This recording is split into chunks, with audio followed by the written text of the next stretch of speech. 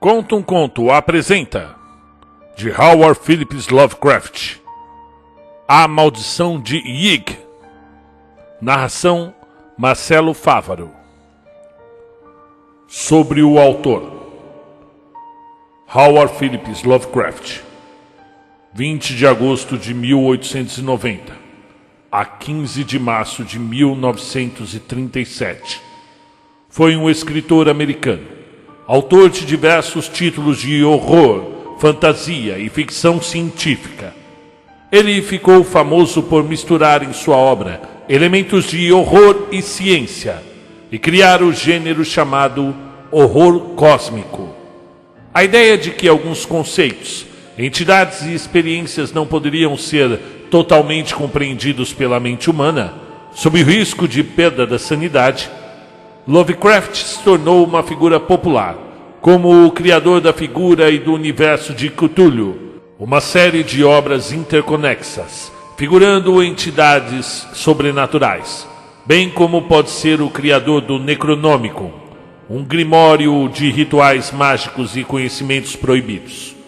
Sua obra costuma trazer um tom de pessimismo cósmico, olhando a humanidade sob um prisma de insignificância e impotência frente ao universo. A obra de H.P. Lovecraft só recebeu reconhecimento após a sua morte, em 1937, vindo a se tornar um dos maiores, se não o maior, nome do gênero no século XX. Segundo Joyce Carol Oates, ele exerceu uma influência incalculável nas gerações de escritores de ficção de horror que o sucederam. Stephen King chamou Lovecraft de o maior praticante do conto clássico de terror do século XX. Suas principais obras são O Chamado de Cthulhu, de 1926, Nas Montanhas da Loucura, de 1931, O Horror em Dunwich, de 1928, Sussurro nas Trevas, de 1930, e Sombras Perdidas no Tempo, de 1934. Fique agora com o conto A Maldição de Yig, de 1929.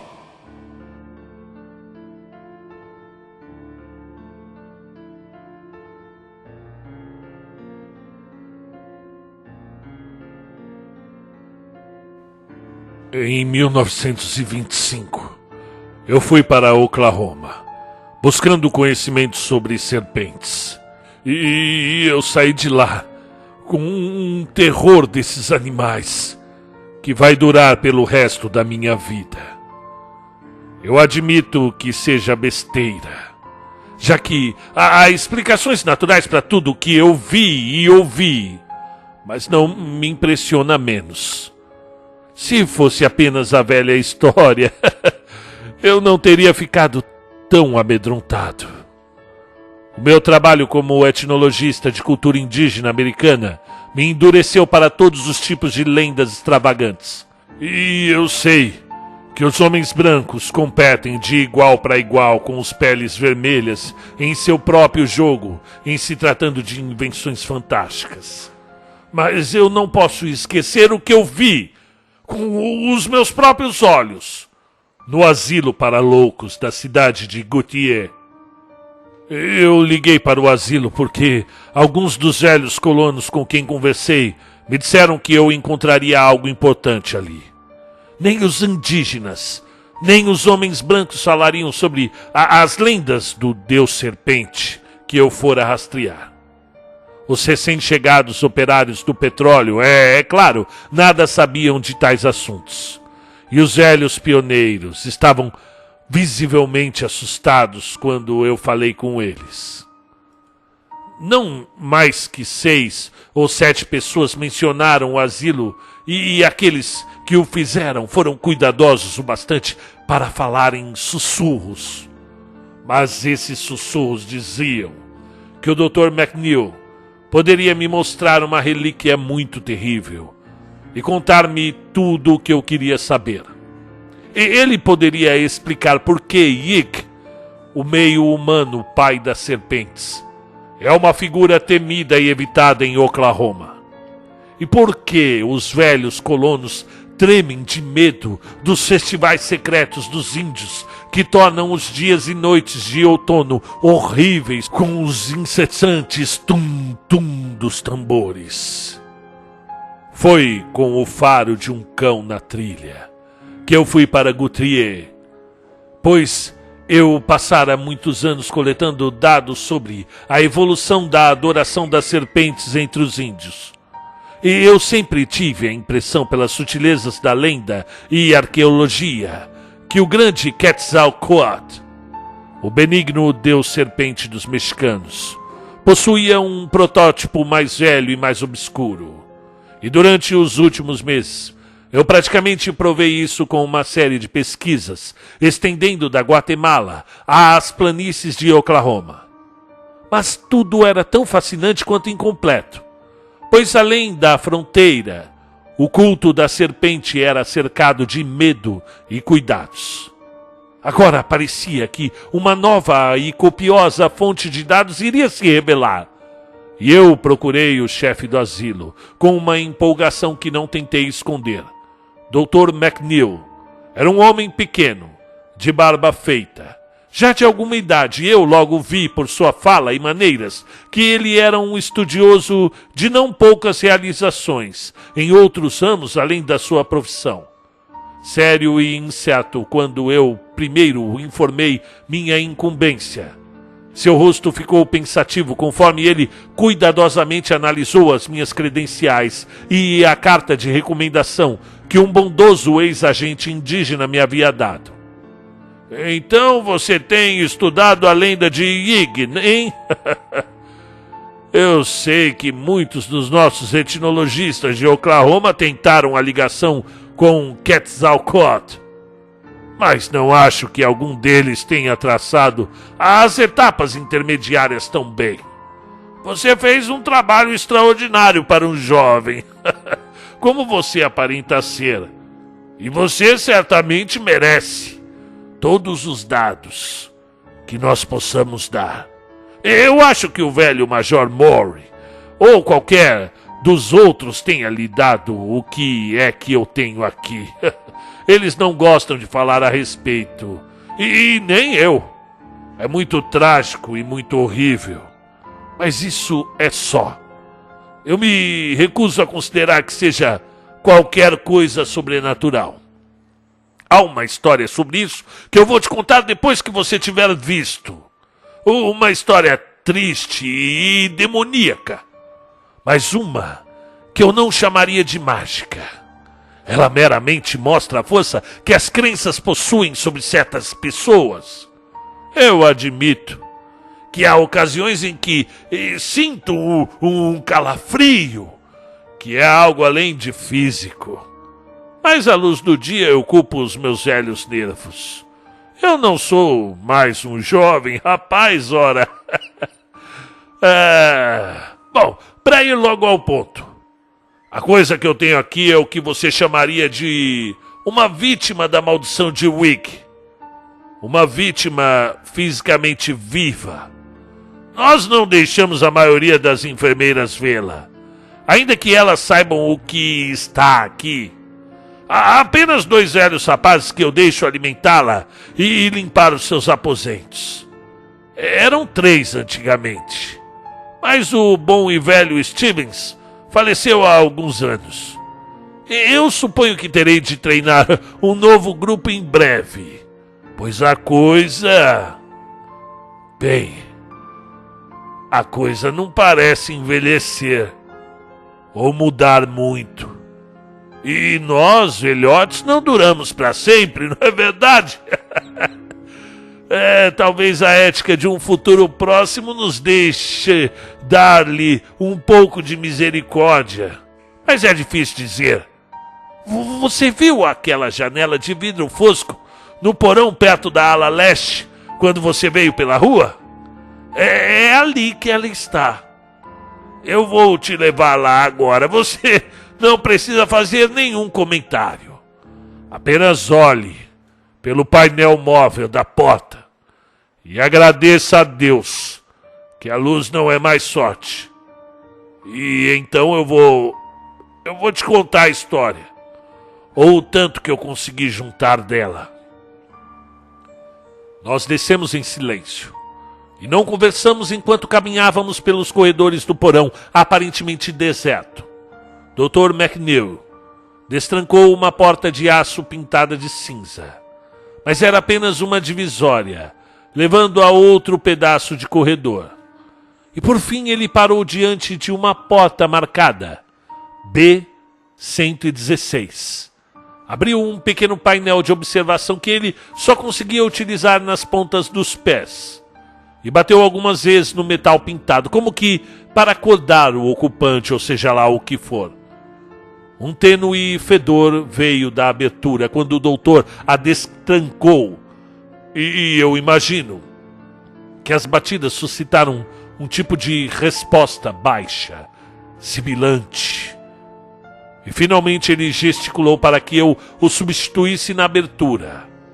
E eu o fiz com um tremor crescente. A janela de vidro fosco, com barras, próxima ao solo do lado de fora, permitia a entrada de apenas uma palidez fraca e incerta. E eu tive que olhar na toca mal cheirosa por alguns segundos, antes que eu pudesse ver o que rastejava no chão, coberto de palha, emitindo de tempos em tempos um sibilo fraco e inexpressível. E então a silhueta começou a tomar forma. E eu percebi que a entidade rastejante tinha alguma semelhança com uma forma humana deitada sobre a barriga. Eu me apoiei na maçaneta da porta enquanto tentava não desmaiar. E a coisa vinha, se movendo, e era quase do tamanho de um humano e inteiramente despida. Não tinha cabelo ou pelo algum, e as partes das suas costas a parte era amarelada, e pareceu sutilmente escamosa à luz tênue e macabra. E ao redor dos ombros era salpicada de marrom, e a cabeça era cuidadosamente achatada.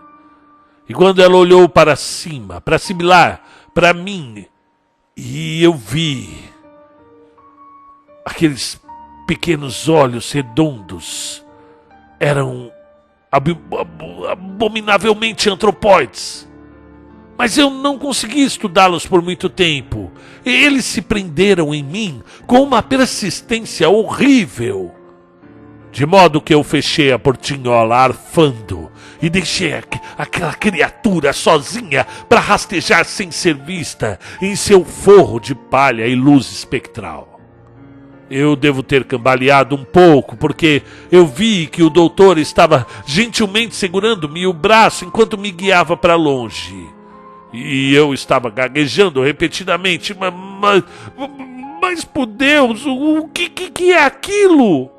Dr. McNeil me contou a história em seu escritório particular, comigo estirado em uma poltrona de frente para ele.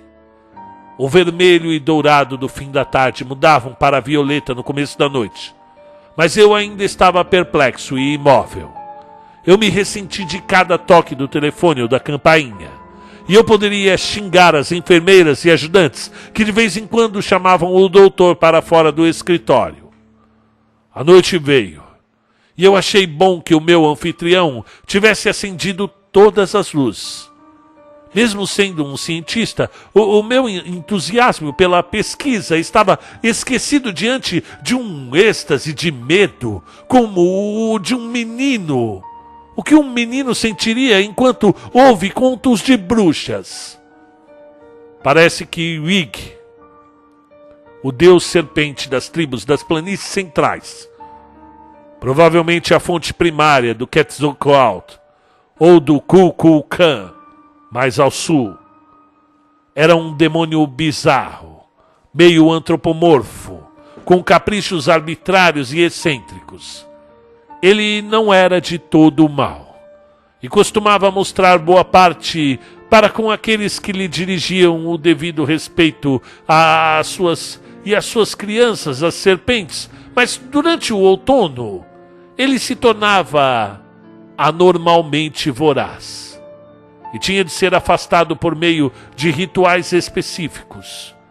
E era por isso que os tum-tums batiam incessantemente durante os meses de agosto, setembro e outubro no território dos índios pauanês, Wichitas e Cadôs. E por isso os curandeiros faziam barulhos estranhos com chocalhos e apitos, curiosamente da mesma forma como faziam os astecas e os maias. A principal característica de Wig era a incansável devoção aos seus filhos, uma devoção tão grande que os peles vermelhas quase temiam se proteger das cascavéis venenosas que se aglomeravam na região. Contos terríveis insinuavam a sua vingança contra os mortais que o desrespeitavam ou feriam sua prole rastejante. E sua punição preferida consistia em transformar a sua vítima em uma cobra pintada, depois das torturas adequadas. Nos velhos tempos dos territórios indígenas, o doutor continuou, não havia tantos segredos sobre Wig. As tribos das planícies menos cautelosas do que os nômades do deserto ou dos plebos conversavam abertamente sobre suas lendas e cerimônias de outono com os primeiros agentes do governo na região e permitiram que uma parte considerável desses conhecimentos se espalhasse pelas regiões vizinhas e assentamentos dos brancos. O grande medo veio com a corrida por terras em 1889. Quando houve rumores de alguns incidentes extraordinários. E tais rumores se baseavam no que pareciam ser provas tangíveis. Os índios diziam que os novos homens brancos não sabiam lidar com o Wig, e posteriormente os colonos viriam a concordar. Hoje em dia, nenhum veterano em Oklahoma, seja de pele branca ou vermelha, abre a boca para dizer uma palavra sobre o Deus Serpente que não sejam apenas vagas pistas. E mesmo assim, o doutor prosseguiu com ênfase. O único horror autêntico de que se tem notícia foi uma lamentável tragédia, sem qualquer feitiçaria. Foi tudo muito material e cruel, até mesmo a última parte que causou um tanto tumulto.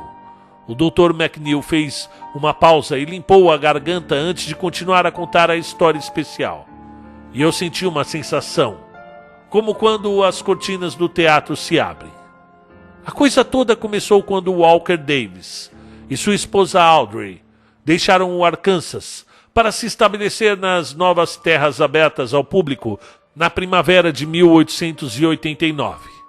E terminou no território dos Wichitas, ao norte do rio Wichita, no que é hoje o condado de Caddo.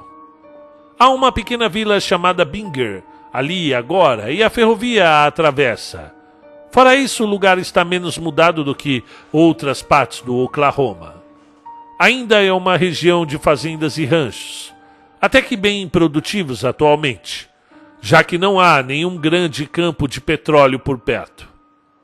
Walker e Audrey vieram do condado de Franklin, nas montanhas de Ozark, com um carroção coberto de lona, 2 mulas, um cachorro ancião e inútil chamado Lobo, e todos os seus pertences domésticos.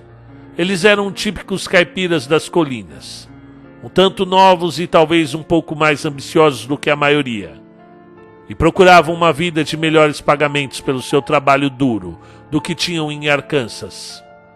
Ambos eram indivíduos magros, quase pele e osso, o homem alto, de pele cor de areia e olhos verdes, e a mulher baixa e morena, com o cabelo negro e escorrido que sugeria uma ascendência indígena. E em geral havia pouca coisa excepcional sobre eles. E salvo por um único detalhe, suas fichas não teriam diferido de milhares de outros pioneiros que se bandeavam para os novos territórios daquela época.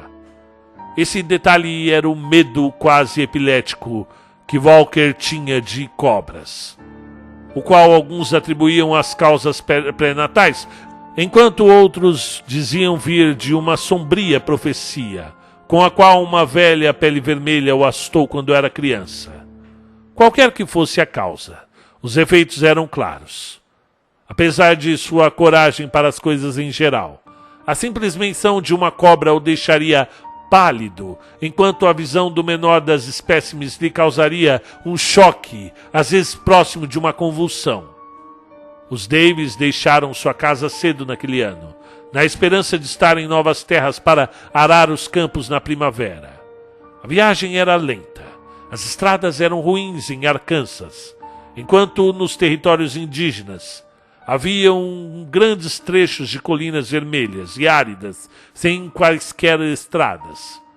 Conforme o terreno foi se tornando mais plano, a distância de suas montanhas nativas os deprimia mais do que eles poderiam ter imaginado. Mas eles encontraram gente afável nas agências do governo, enquanto a maioria dos índios parecia amigável e civilizada. De vez em quando eles encontravam um colega pioneiro, com quem cumprimentos simples e expressões de amigável rivalidade eram trocados. Graças à estação do ano não haviam muitas cobras à vista, e Walker não sofreu com sua fraqueza especial. Nas primeiras etapas da viagem, também não havia lendas indígenas sobre serpentes para atormentá-lo, já que as tribos então estabelecidas ali não compartilhavam as mesmas crenças dos seus vizinhos do oeste. E o destino fez com que um homem fosse um homem branco em Okmulgee, no condado de Creek, que deu aos Davis a primeira pista sobre as crenças em Wicca. Uma pista que teve um efeito curiosamente fascinante sobre Walker e fez com que ele fizesse inúmeras perguntas em seguida. E não demorou para que o fascínio de Walker se tornar um grave caso de pavor. Ele passou a tomar precauções extraordinárias a cada noite que acampavam, sempre limpando qualquer vegetação que encontrasse e evitando lugares rochosos sempre que possível. Cada arbusto seco e cada fenda nas rochas grandes como lajes lhe pareciam abrigar serpentes malignas, enquanto qualquer figura humana que não fosse, obviamente, parte de um assentamento ou grupo de imigrantes lhe parecia um deus serpente em potencial, até a proximidade provar o contrário. Felizmente, nenhum encontro ocorreu nesse período para lhe abalar ainda mais os nervos. Conforme eles se aproximavam do condado de Kick-Apple, foi ficando cada vez mais difícil evitar acampar perto das rochas, até que finalmente não era mais possível. E o pobre Walker ficou reduzido ao jeito pueril de repetir algumas das rezas e feitiços anti-serpentes que aprendera na infância. 2 ou 3 vezes uma cobra foi vista, e essas visões não ajudaram os esforços de Walker para manter alguma compostura. Na 22ª tarde da jornada, um vento selvagem os obrigou a acampar no local mais abrigado possível, pelo bem das mulas. E a Audrey convenceu seu esposo a aproveitar uma colina que se erguia singularmente alta sobre o leito seco de um antigo tributário do rio Canadá. Ele não gostou do relevo rochoso do lugar, mas permitiu-se ser derrotado dessa vez, guiando os animais carrancudo para a encosta da colina, que pela natureza do terreno não permitiria aproximar o carroção. Audrey, enquanto isso, examinando as rochas perto do carroção, notou um farejar diferente pelo velho e fraco cachorro. Pegando uma espingarda, ela seguiu a trilha do cão e agradeceu às estrelas por ter se antecipado ao Walker na descoberta. Ali, aninhada em uma falha entre 2 rochedos, estava uma visão que ele não faria bem nenhum em presenciar. Visível como um único volume, mas talvez compreendendo 3 ou 4 indivíduos, estava uma massa se contorcendo, que não poderia ser nada menos que uma ninhada de cascavéis recém-chocadas. Ansiosa para evitar que Walker sofresse um choque, Audrey não hesitou em agir, segurando a arma firmemente pelo cano e batendo com a coronha e de novo nas figuras que se contorciam. Sua repulsa era enorme, mas não chegava a ser um medo. Ela finalmente viu sua tarefa estava feita e se virou para limpar o porrete improvisado na areia vermelha e na grama seca e morta próximas. Ela devia, refletiu, cobrir o ninho antes que Walker terminasse de amarrar as mulas. O velho lobo, uma mistura manca de pastor e coiote que era, havia sumido, e ela temeu que ele tivesse ido buscar o seu dono. Passos ouvidos naquele instante provaram que seu medo estava correto. Um segundo a mais e Walker teria visto a coisa toda. Audrey se moveu para pegá-lo caso ele desmaiasse, mas ele apenas cambaleou. Então o puro medo que havia no rosto dele foi se transformando numa mistura de incredulidade e raiva. E ele começou a repreender a esposa com uma voz trêmula. Meu Deus, Audrey, por que você tinha que fazer isso? Você não ouviu as coisas que disseram sobre o diabo cobra de Wick? Você devia ter me falado. A gente teria ido para outro lugar.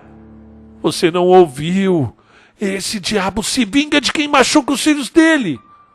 Por que você acha que os índios dançam e batem os tambores durante todo o outono?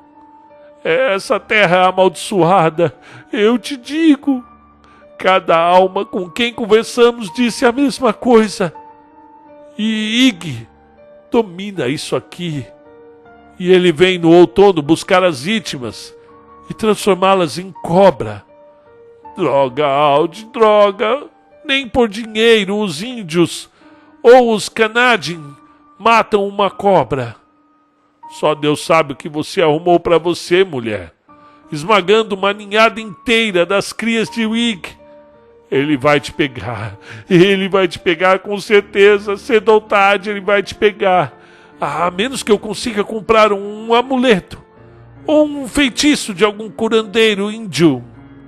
Ele vai te pegar, Audi. É certo, como um dia após o outro, ele vai vir de noite e te transformar numa cobra pintada. Durante todo o resto da viagem, Walker repetiu essas profecias assustadoras. Eles cruzaram o rio Canadá perto de Newcastle e logo em seguida encontraram os primeiros verdadeiros índios das planícies da viagem. Um grupo de Wichitas enrolados em cobertas, cujo líder conversava abertamente sobre o efeito de Wickey, oferecido e ensinou ao pobre Walker uma longa reza de proteção contra Wig, em troca de um quarto da garrafa daquele líquido inspirador. Ao final da semana, eles alcançaram o local que haviam escolhido no território dos Wichitas, e os Davis se apressaram em marcar as fronteiras do seu terreno e arar as terras para a primavera, antes mesmo de começar a construir uma cabana. A região era plana, terrivelmente batida pelo vento, e com uma parca vegetação natural, mas prometia fertilidade se cultivada. Alguns afloramentos de granito ocasionais diversificavam o solo de arenito vermelho, e aqui e ali uma grande rocha plana se estendia pelo chão, como uma laje feita pelo homem. Parecia haver poucas cobras ou possíveis ninhos para elas. Então Audrey persuadiu Walker a construir uma cabana de um cômodo sobre a vasta placa de pedra. Sobre um chão desses, e com uma lareira de bom tamanho, até o clima mais úmido poderá ser controlado. Embora logo tenha ficado evidente que a umidade não seria uma das características da região. Troncos foram trazidos no carroção do bosque mais próximo, a algumas milhas da direção das montanhas Wichitas. Walker construiu a cabana com uma chaminé larga e um rústico abrigo para os animais com a ajuda de alguns outros pioneiros, ainda que o mais próximo ficasse a mais de 1 milha de distância. E em troca ele ajudou esses pioneiros a erguer suas próprias casas, de forma que muitos laços de amizade foram formados entre os novos vizinhos. Não havia nada que pudesse ser chamado de vilarejo entre ali e o El Reno, seguindo a ferrovia umas 30 milhas ou mais para o nordeste. E antes que muitas semanas tivessem passado, as pessoas da região se tornaram próximas, apesar das distâncias. Os índios que estavam começando a se juntar aos ranchos eram em sua maior parte inofensivos, ainda que algo briguentos, quando incendiados pelas bebidas que encontravam apesar das proibições. De todos os vizinhos, os Davis encontraram mais afinidade com Joey e Sally Compton, que também vieram de Arkansas. Sally ainda está viva, conhecida hoje em dia como a avó Compton, e o seu filho Clyde, à época só um bebê de colo, é um dos homens mais importantes do estado. Sally e Audrey se visitavam com frequência e suas cabanas ficavam apenas 2 milhas uma da outra. E nas longas tardes de primavera e verão, elas trocavam histórias de Arkansas e conversavam sobre os novos lares. Sally sentia dó da fobia de Walker por cobras, mas talvez tenha feito mais para agravar do que para curar o nervosismo que Audrey vinha desenvolvendo com as incessantes rezas e profecias sobre a maldição de Wick. Ela tinha uma quantidade excepcional de histórias de cobras e causava uma impressão fortíssima com a melhor delas. O conto sobre um homem do condado de Scott, que foi mordido por toda uma horda de cascavéis, de uma vez, e inchou tão monstruosamente pelo veneno que seu corpo se rasgou com um estouro. É desnecessário dizer que Audrey não repetia essas histórias para o seu marido, e ela implorava aos Comptons para que tomassem cuidados para não espalhá-las na região. Era um mérito que Joe e Sally, o fato deles terem atendido a esse pedido com maior fidelidade. Walker semeou o milho cedo e pelo meio do verão se ocupou com uma boa colheita de feno nativo da região. Com a ajuda de Joey Compton, ele escavou um poço que rendeu uma água de ótima qualidade, ainda que ele planejasse um poço artesiano para o futuro. Ele não teve muitos sustos com cobras e tornou sua propriedade o mais inóspita possível para as visitas rastejantes.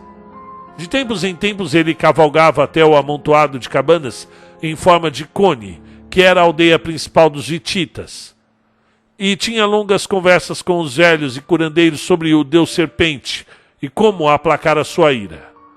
Feitiços e rezas estavam sempre disponíveis em troca de uísque, mas a maior parte das informações que ele recebia não eram tranquilizadoras.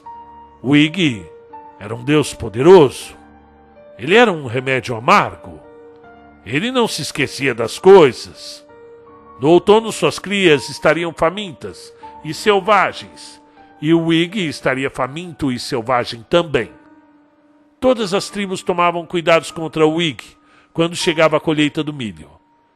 Eles lhe davam algum milho e dançavam com as roupas específicas ao som de apitos, chocalhos e tambores.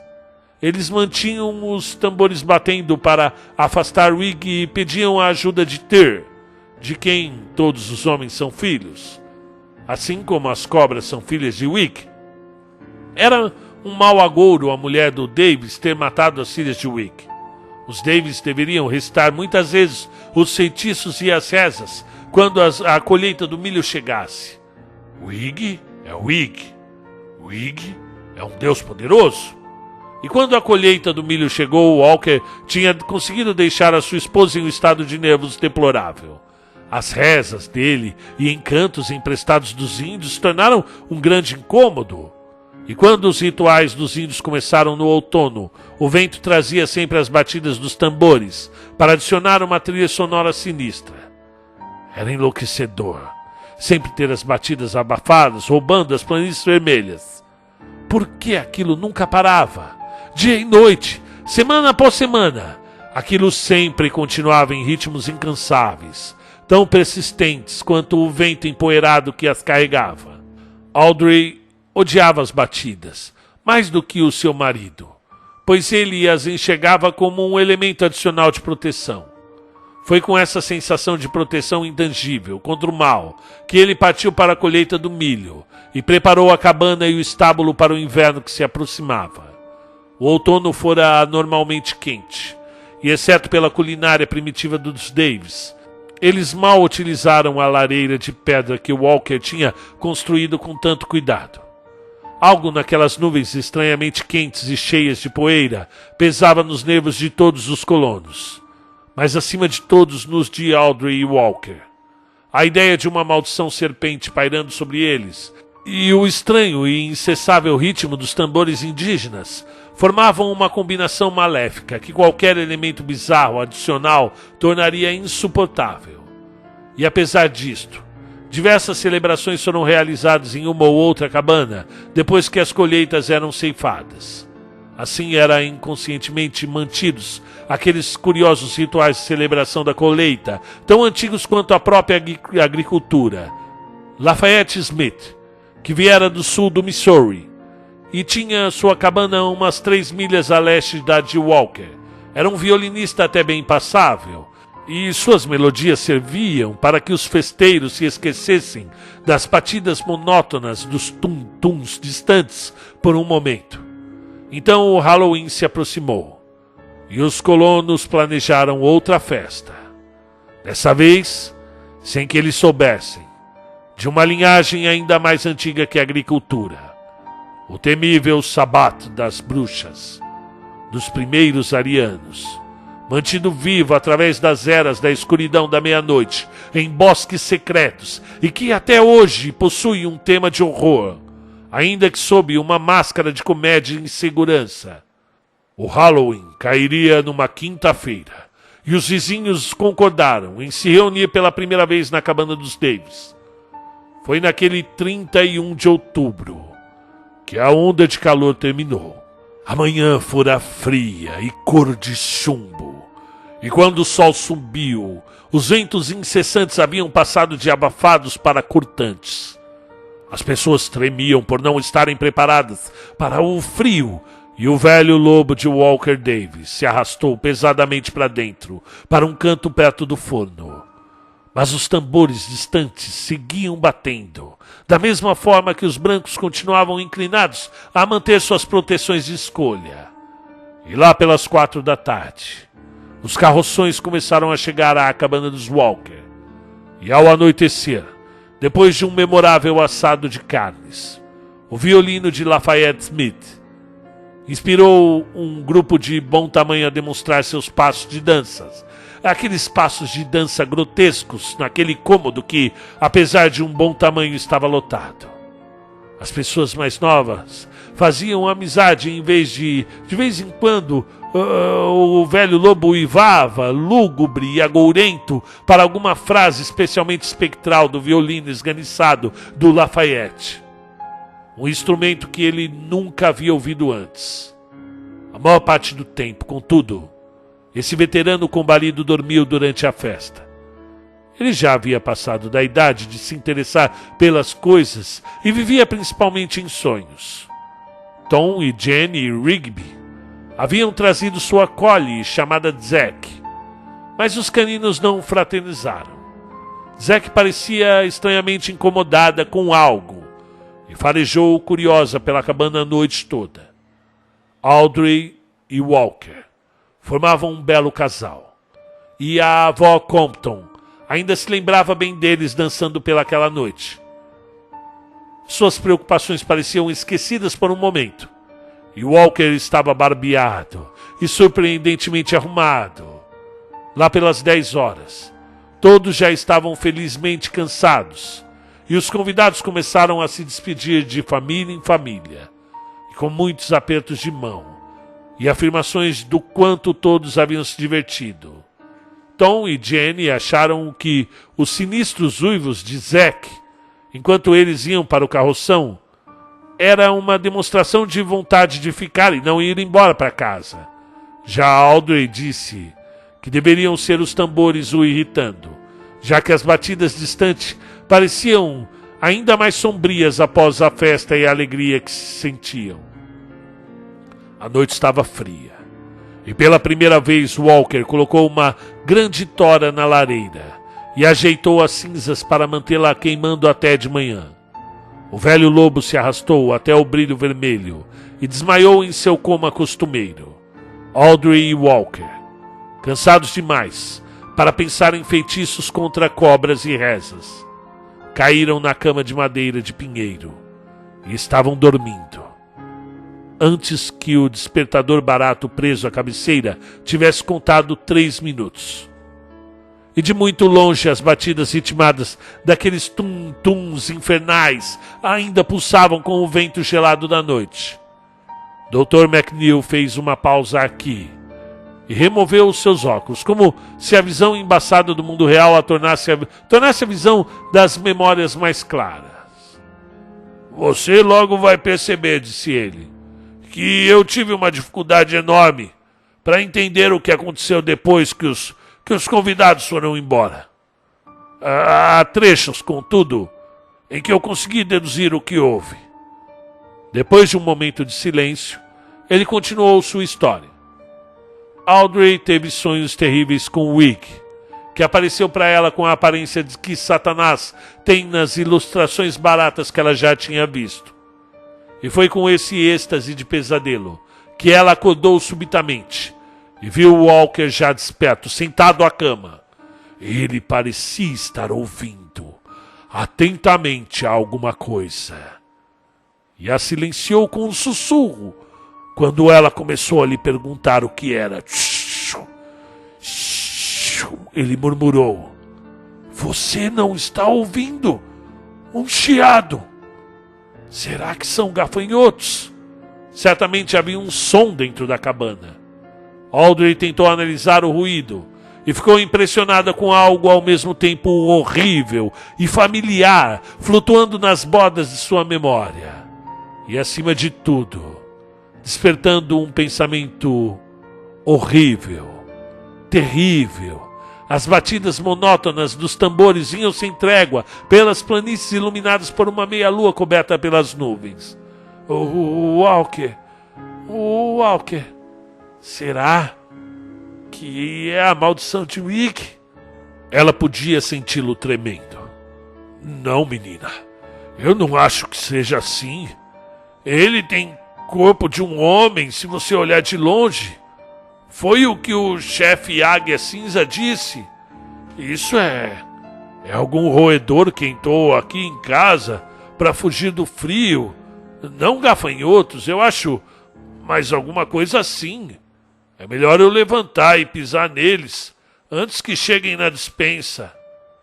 Ele se levantou, procurou o lampião que eles penduravam ao alcance e chacoalhou a caixa de fósforos presa à parede do lado. Audrey se sentou na cama e viu o brilho do fósforo se tornar a luz do lampião. Então, quando seus olhos começaram a absorver o cômodo inteiro, as próprias telhas tremeram com os gritos simultâneos dos dois. Pois a iluminação revelou que o plano chão de terra era uma massa marrom e rastejante, de cascavéis enroladas em direção à lareira, e que agora viravam suas cabeças horríveis na direção do aterrorizado homem segurando o lampião. E foi apenas por um instante que Audrey viu essas coisas. Os répteis eram de todos os tamanhos, em quantidades incontáveis e aparentemente de diversos tipos. E enquanto ela olhava, viu 2 ou 3 serpentes recuarem suas cabeças para armar um bote contra Walker. Ela não desmaiou. Foi a queda de Walker no chão que apagou o lampião e a deixou na escuridão absoluta. Ele não havia gritado uma segunda vez. O medo o havia paralisado. E ele caiu como que atingido por uma flecha silenciosa disparada de algum arco fantástico. Para Audrey, parecia que o mundo todo girava, se misturando ao pesadelo que a acordara. E qualquer movimento voluntário era impossível, eis que a vontade e o senso de realidade a abandonaram. Ela tombou para trás inerte sobre o travesseiro, esperando o despertar daquele pesadelo logo. A sua mente não pôde fazer nenhum sentido do que havia ocorrido durante algum tempo. E então, pouco a pouco, uma suspeita de que estaria acordada de verdade passou a baixar sobre ela. E então ela foi tomada por uma crescente mistura de pânico e horror que a fez querer gritar, apesar do medo que a mantinha muda. Walker estava morto. E ela não fora capaz de ajudá-lo. E ele havia morrido por conta das cobras, assim como a velha bruxa havia previsto quando ele era um menino. O velho lobo também não pôde ajudar. Provavelmente nem havia acordado de seu estupor senil. E agora as coisas rastejantes deviam estar vindo pegá-la, rastejando mais perto, a cada momento no escuro, talvez agora se enroscando nos pés da cama e deslizando sobre os cobertores de lã. Inconscientemente ela se arrepiou sobre as roupas e tremeu. E devia ser a maldição de Wick. Ele havia mandado suas crias monstruosas na noite de Halloween. E elas tomaram Walker primeiro. E por que isso? Ele não era inocente? Por que não vir direto para ela? Ela não havia matado as pequenas cascavéis sozinha? Então ela pensou na maldição como contada pelos índios. Ela não seria morta, mas transformada em uma serpente pintada. Ela então ficaria como uma daquelas coisas que ela viu no chão. Aquelas coisas que Wig havia mandado para pegá-la e juntá-la às suas crias. Ela tentou murmurar uma prece que Walker a havia ensinado, mas não descobriu que não conseguiria emitir qualquer som. O tic-tac do relógio soava acima dos enlouquecedores tambores. As cobras estavam demorando. Será que elas estavam demorando de propósito? Apenas para acabar com os meus nervos? Algumas vezes ela pensou sentir um peso ou uma pressão nas cobertas. Mas todas as vezes eram apenas as contrações automáticas dos seus nervos sobrecarregados. O relógio soou no escuro. E uma mudança veio devagar nos pensamentos dela. Aquelas cobras não poderiam demorar tanto. Elas não seriam mensageiras de Wig, então, mas apenas cobras normais que fizeram o ninho sobre a rocha e foram atraídas pelo calor do fogo. Elas não vieram por ela. Talvez elas estivessem satisfeitas com o pobre Walker. Onde elas estavam agora? Foram embora? Enrolaram-se perto do fogo? Ainda estariam rastejando sobre o cadáver da sua pobre vítima? O relógio soou, e os tambores distantes continuaram. E com o pensamento do corpo do seu marido caído, ali na escuridão, um raio de horror atingiu Audrey. A história de Sally Compton sobre o homem do condado de Scott. Ele também havia sido mordido por várias cascavéis. E o que aconteceu com ele? O veneno apodreceu sua carne e inchou o seu cadáver, até que a coisa toda estourou. Estourou fazendo um barulho horrível. Era isso que estava acontecendo com Walker, logo ali no chão de pedra?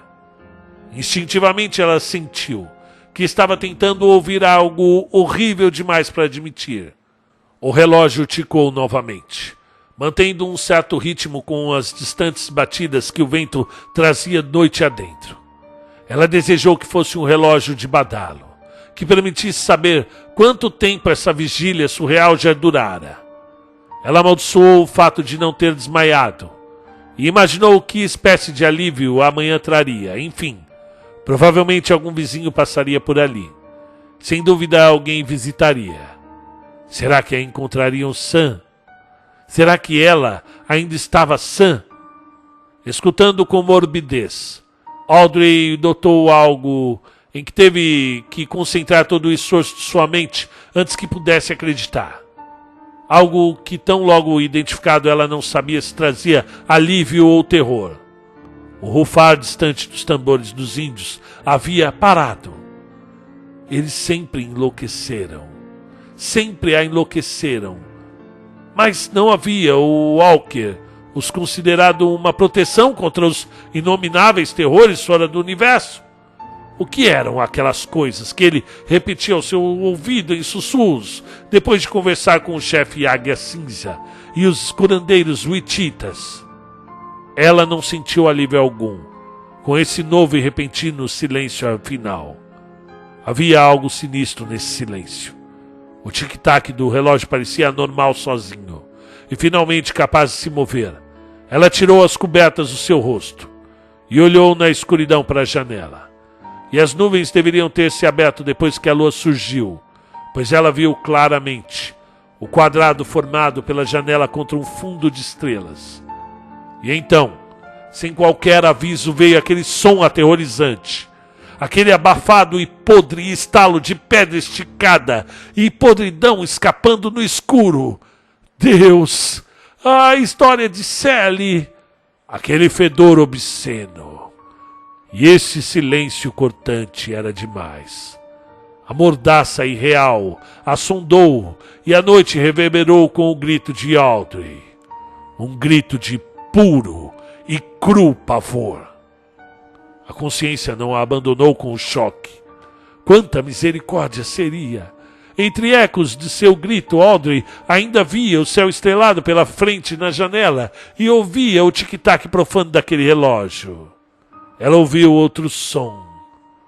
Aquela janela ainda tinha o formato de um quadrado?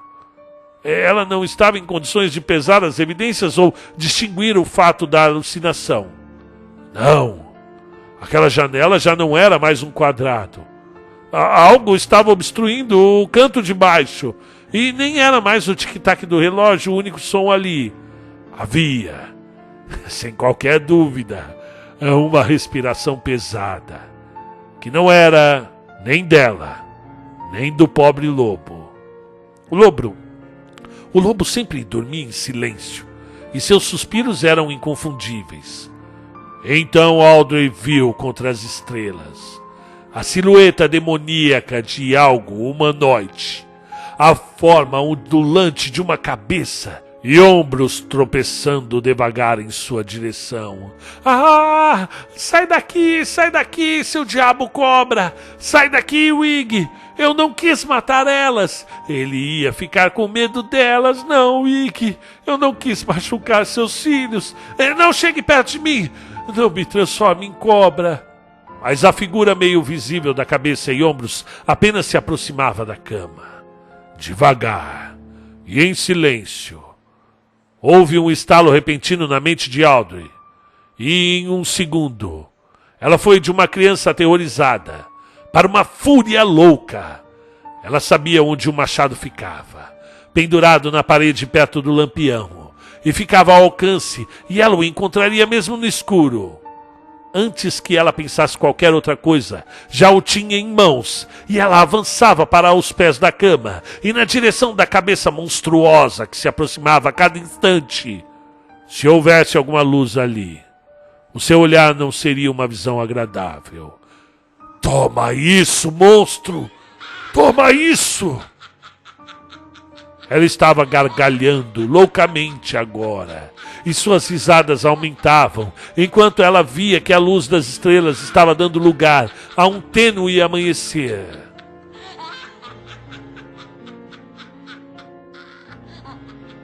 O Dr. McNeil limpou a transpiração da testa e colocou os óculos novamente. Eu esperei que ele retomasse a história. E como ele ficou quieto, falei: E ela sobreviveu? Ela foi encontrada? Houve alguma explicação? O doutor limpou a garganta. Sim, ela sobreviveu, de certa forma. E tudo foi explicado. E eu te disse que não havia nada de sobrenatural nessa história. Apenas um horror material, cruel e miserável. Foi Sally Compton quem a encontrou. Ela havia cavalgado até a cabana dos Davis no dia seguinte para conversar com Audrey sobre a festa.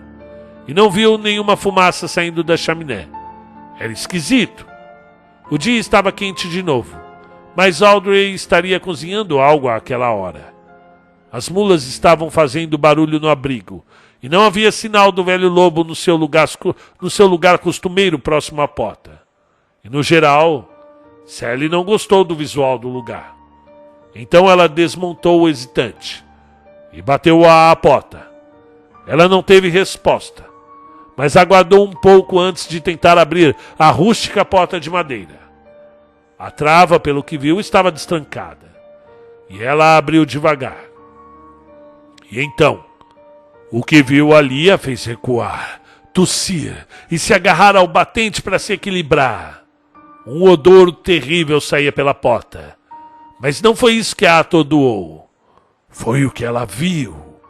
Dentro daquela cabana mal iluminada, havia acontecido algo monstruoso. E 3 coisas no chão chocariam o observador. Qualquer observador. Perto da lareira apagada, havia um grande cão. E a podridão roxa na pele enrugada da velhice e a carcaça inchada havia estourado com veneno de cascavel. Ele deveria ter sido mordido por uma verdadeira legião de répteis. À direita da porta estavam os restos retalhados do que havia sido um homem, vestindo um camisão de dormir e com os restos de um lampião ainda seguro à mão. Nele não havia nenhum sinal de mordida de cobra. Próximo a ele estava caído um machado ensanguentado.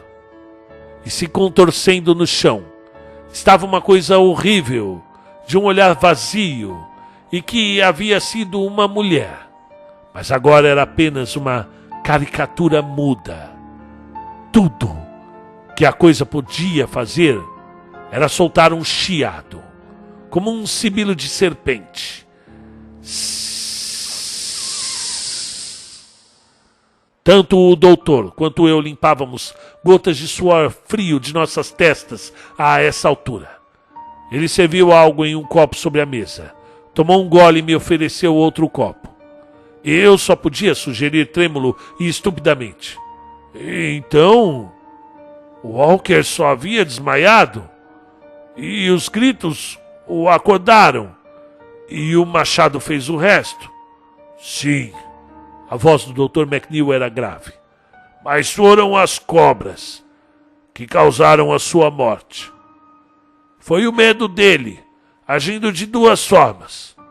Foi o medo que o fez desmaiar. E foi o medo que o fez encher sua esposa com as histórias que a fizeram surtar quando ela pensou ver o demônio serpente. Eu refleti por um instante. E Audrey? Não é estranho como a maldição de Wig pareceu agir sobre ela? Eu suponho que as serpentes sibilando devem ter sido suficientes para impressioná-la. Sim, houveram alguns períodos de lucidez no começo, mas eles se tornaram cada vez mais raros. O cabelo dela ficou branco nas raízes conforme cresceram e depois foram caindo, e a pele dela ficou manchada. E quando ela morreu... Eu interrompi. Morreu?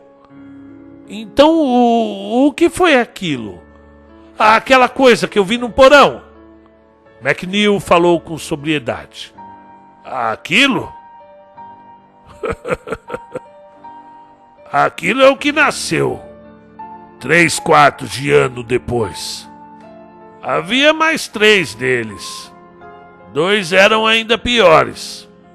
Mas esse é o único que sobreviveu.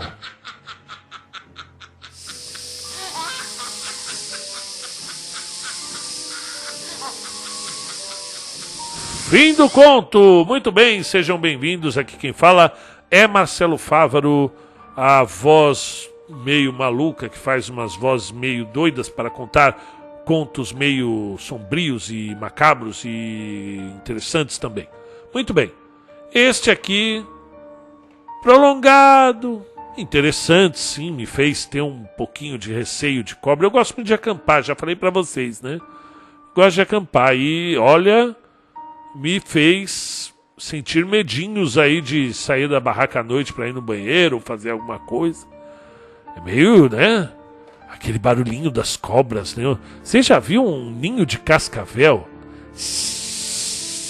É horrível. Eu vi uma vez uma cascavel descendo uma árvore. Eu fiquei paralisado. Não é o meu maior medo de cobras. Eu tenho medo de cascavel. Ela é horrível. Rato eu não tenho medo, barata, lagartixa. Tem gente que tem medo de sapo, tem medo de borboletas, né? Tem medos, tem gente que tem medo de palhaço, de anão. Agora de cobra é um medo Não é irracional um medo de cobra, né? Tem uma ilha aqui próxima, no estado de São Paulo mesmo, né? A Ilha das Cobras, né? Ali na altura de Itanhaém ou Peruíbe, né? No litoral sul. Diz que é o lugar mais perigoso do mundo. Não sei quantas cobras, são 8 cobras por metro quadrado, né? Elas ficam nas árvores, ficam no chão, em todo lugar. É um lugar até proibido de visitação, ainda bem, né? Muito bem.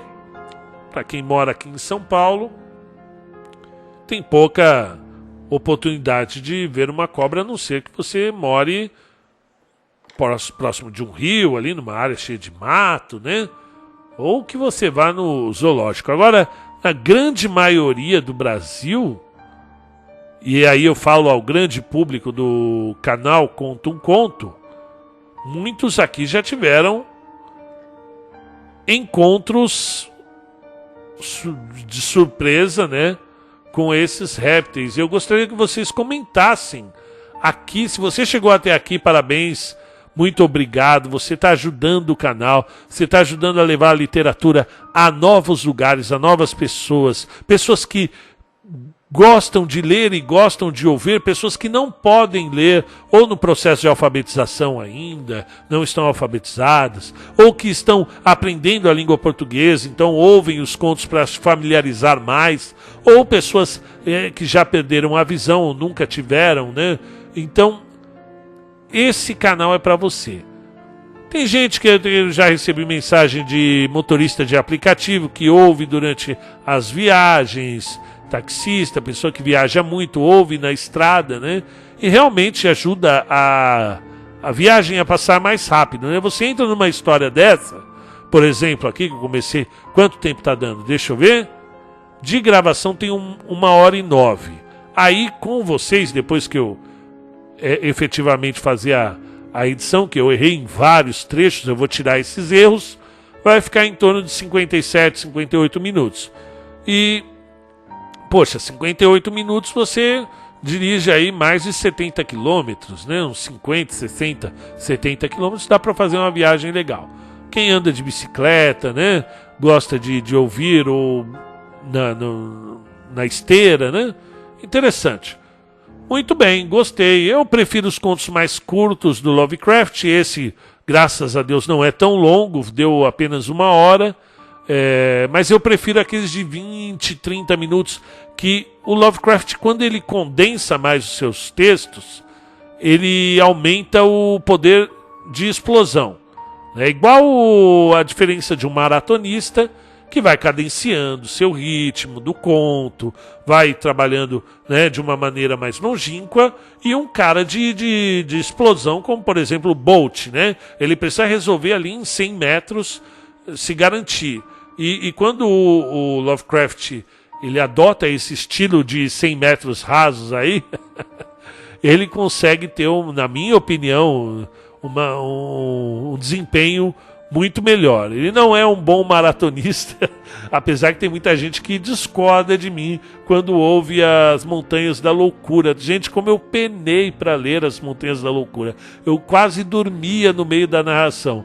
Mas gostei. Não vou falar que é ruim o conto. É uma baita criação. Criou um universo ali no meio do gelo. Imagine como é difícil você escrever uma novela de 100 páginas com um gelo, um monte de branco, e ele descrevia, entrava na cidade, entrava na cratera ali, na caverna, e eu não gosto nem de lembrar, mas tem gente que gosta, eu acho válido, eu narrei com carinho também, né, apesar do cansaço.